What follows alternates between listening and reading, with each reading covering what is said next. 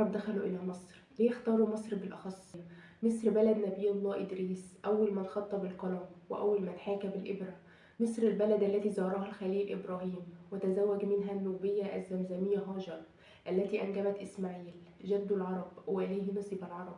المصريون إخوان العرب، والعرب أمهم هاجر، وهاجر هي الدنيا، لذلك هي أم الدنيا.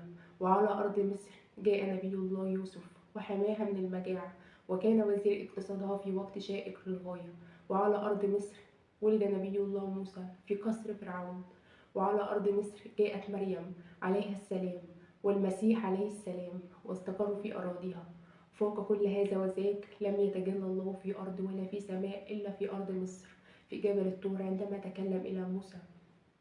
مصر إخوان العرب مرتين، مرة من هاجر ومرة من ماريا القبطية، يتزوجها النبي محمد صلى الله عليه وسلم وأنجبت له ولده إبراهيم. مصر بلد في الإسلام لها ثقل كبير جدا في أذهان وعقول العرب، وهم آتين إليه فاتحين. ده كان دافع من الدوافع الدينية. كمان مصر أحد الفتوحات الإسلامية التي سيصل إليها الإسلام وسيصل إليها العرب، كما بشر النبي صلى الله عليه وسلم: ستفتح لكم القسطنطينية. كان حلم المسلمون أن تفتح القسطنطينية اللي هي اسطنبول الحالية. قسطنطينية خير الأمير أميرها وخير الجيوش جيوشها، زي ما قال النبي صلى الله عليه وسلم. طب هما ازاي هيروحوا القسطنطينية من غير شمال أفريقيا؟ شمال أفريقيا هيوديه الأندلس، ومن الأندلس يدخل أوروبا، ومن أوروبا يروح القسطنطينية. وكيف يذهب إلى ذلك كله من غير البوابة الرئيسية للشمال الإفريقي وهي مصر؟ كان هدف المسلمين واضح، هو نشر الدين الجديد حسب بشرى النبي صلى الله عليه وسلم.